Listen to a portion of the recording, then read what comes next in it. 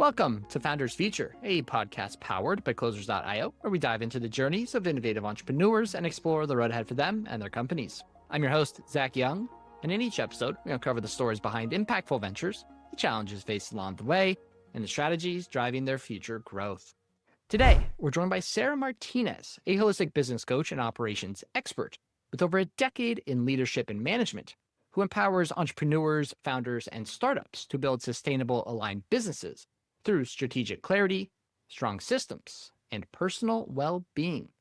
Transitioning from corporate roles in 2022, Sarah blends her business administration degree, J. Shetty coaching certification, postgraduate in coaching and leadership, women's holistic health coach credentials, and yoga instructor training to guide over 600 clients in self-leadership, operational efficiency, mindset shifts, and intentional growth that honors both professional goals and personal alignment.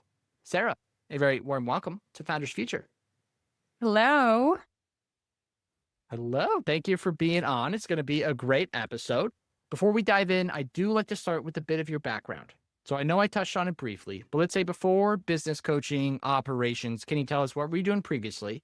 And what was really your inspiration for getting into this space? Yeah, I have a strong background in business, but I was originally in tourism marketing. Over the years, I worked in sales, operations, leadership roles, business ops. And early in my career, I was even a general manager for a startup. And after I think that experience, I remember thinking, I'm never launching my own business. But life changed. I worked on myself. I saw how corporate environments function. And I realized that I'm a very independent person by nature. And then I decided to completely shift my career in 2022.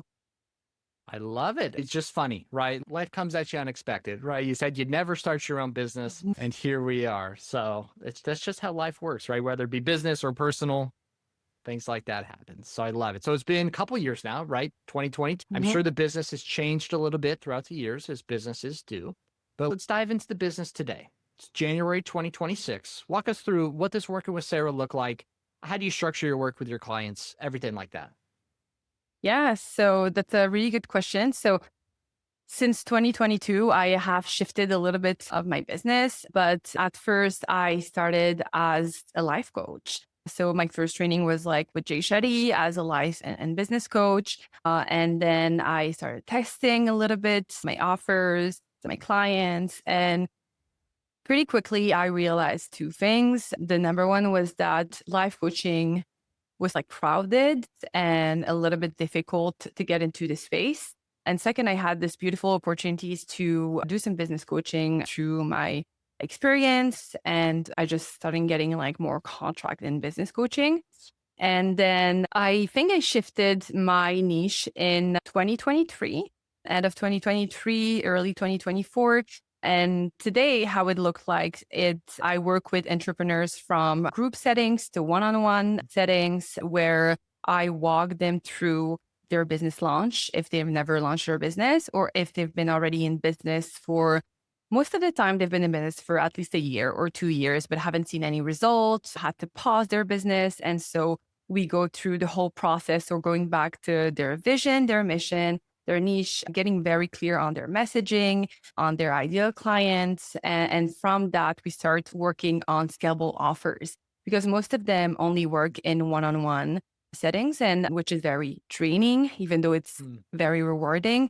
But we work together on upgrading their one-on-one or taking their knowledge from the one-on-one to create a group offer, like a digital course. And I help them from start to finish. We do some mindset coaching as well. So we work on not only the business strategy, but we work also on inner child healing, for example, or money mindset to make sure that they get rid of their limiting belief that is blocking them to charge more or feel more comfortable in front of a camera or selling their offer. So that's pretty much how today I work with clients. Yeah. I love what you said about the scalability aspects of moving to the group coaching. It's so true. So many people, when they get started, they're like, man, it has to be so intimate. I have to be talking to them often for them to be successful. But we all only have the same 24 hours in a day. I'm Mm. sure we all like to do something outside of work as well. So we cap ourselves at, I don't know, 15, 20 clients maybe. Mm. But hey, you can have 15, 20 people in one group coaching program, run those a couple times. Scalable, better for you. A lot of times better for the client as well. Mm. There's a lot of benefits to group coaching. I think maybe goes to the side a little bit. Maybe the camaraderie in the group, just Yeah. knowing that you're not alone in whatever it is. So I absolutely love that you're helping them implement those strategies because you're absolutely right. Great way to scale. So it sounds like for me, and correct me if I'm wrong, but you're working with people more so in the online space, in the coaching, maybe consulting sphere. Am I right on the right track Yes. there? Yeah, yeah, exactly. Yeah. Very nice. Do you find yourself working with any specific niche in those industries quite often, or is it pretty broad? Yes, actually, it's mostly the coaching industry. So I was consulting for actually Jay Shetty for the past couple of years. And so I was in touch mostly with coaches, and my own clients just ended up being coaches as well, or wellness practitioner mostly. Yeah, the Since wellness I'm space also, is huge. yeah. Yeah. And since also I'm a yoga teacher, I also built my yoga business from scratch. And so I also have that experience. So I have also a lot of like yoga teacher wanted to build their business as well. Yeah, absolutely. You know this, right? Most, let's say a wellness coach, right? They come to you, Mhm. they're probably pretty good at what they do, Mm. whether it's helping people lose weight or helping them gain muscle or just become better all around. They're a great coach. But Mhm. unfortunately, that doesn't mean they're good at sales and marketing. Exactly. So I'm sure you help them with that all the Mhm. time. And I know it's different for everybody. Walk us through some general techniques or maybe some tools that you use with them to get them better in those places. Yeah. For marketing, we look always at, first of all, their messaging. For me, that's the step number one, finding out what they want to say and how they want to say it and what they want to do. Otherwise, they're just talking to confused customers, and confused customers never buy.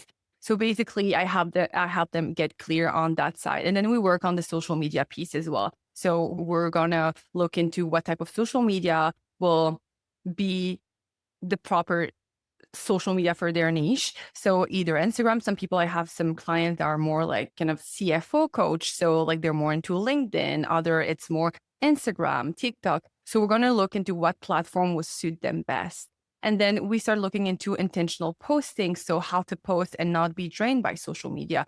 So there's always intention behind this. Then we look into email lists. So we're growing their email list. I work with them on how to grow their email list, how to design like a lead magnet that works, how to sell through masterclasses, and many other type of like strategy. I'm just like, that's the first ones that are coming to my mind. But, and also I have some clients that sometimes want just to do workshops. So like we're going to work on their framework on how to bring their transformational outcome to their client through a certain like workshop or sell their services to companies, to organizations. So that's pretty much it. Yeah, I just think that the kind of main headline there, right, is your messaging, right? You need to Mm. be talking to the right people. Whenever someone, sees your post or your reel, they have to see and go, man, Sarah's talking to me. Essentially, that's got to be how direct it is, right? So important when it comes to any kind of content you're doing. And I love the kind of webinar workshop selling from the stage. That's a very cool part, but it's hard to do. Am I right there? Yeah, it is. It is, especially if you're not comfortable in front of an audience.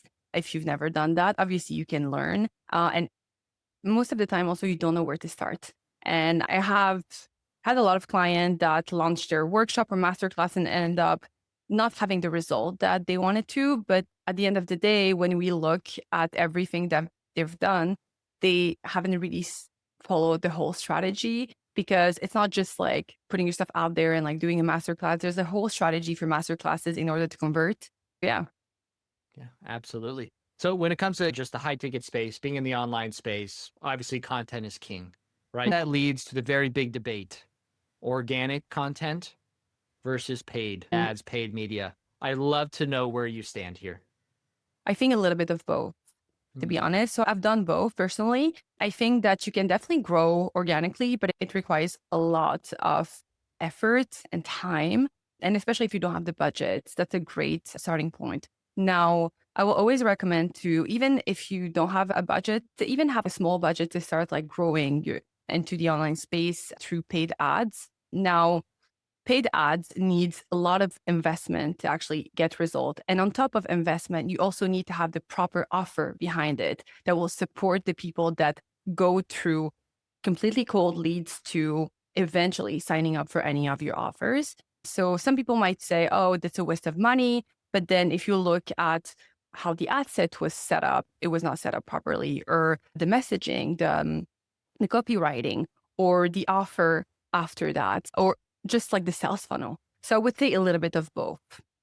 Yeah. They seem to support each other well. They can absolutely support each other. And I love what you said, just because you have some really good paid ads, if you don't have the system behind it, right? If it's your pricing or your packaging or even the sales, Mm, right?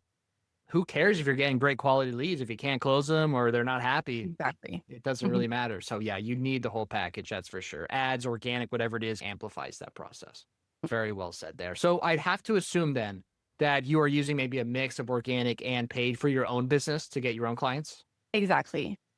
Very nice. Where's your favorite spot for paid advertising in particular? Meta, Google, LinkedIn, For me, it's mostly Meta. Meta. Have you Yeah. tinkered around with the other ones or do you typically stay with Meta?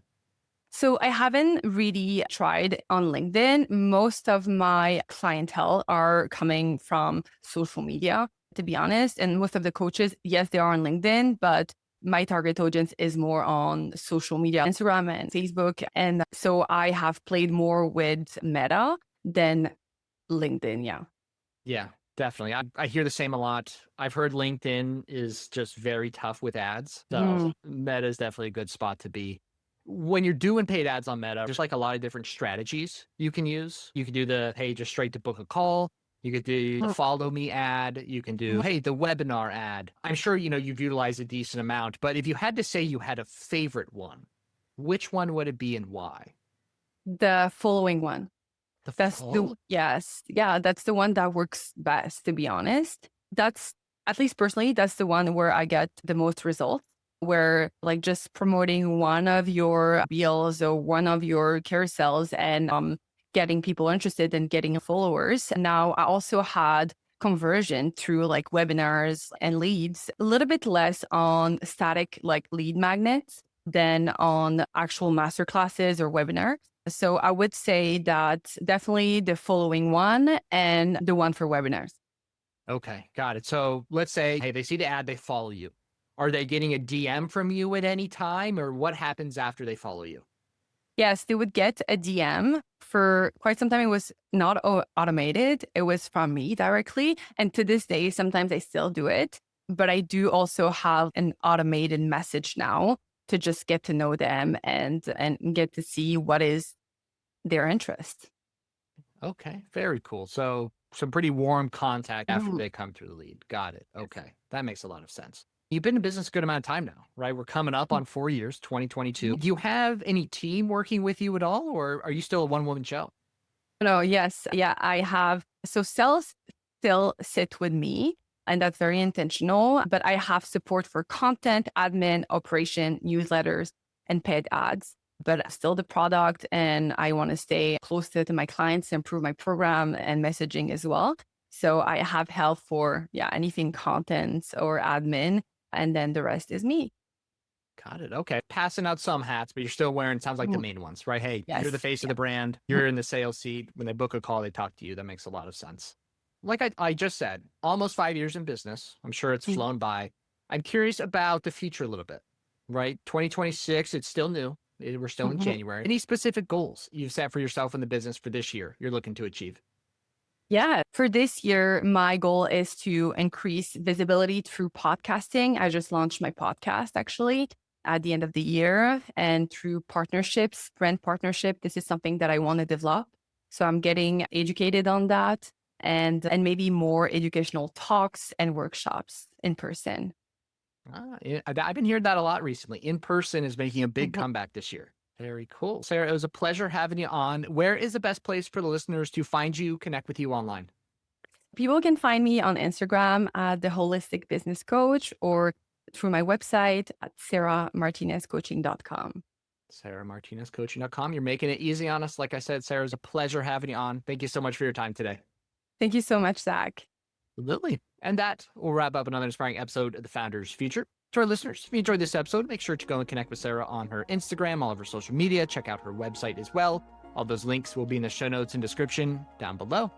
And if you are a business owner, specifically a coach, consultant, or agency owner, and you're looking to scale your business, and you really want to enhance your sales and marketing efforts, visit closers.io to hop on a call with our team and discover how we went from 0 to 30 million per year in less than 3 years. Until then, keep on climbing.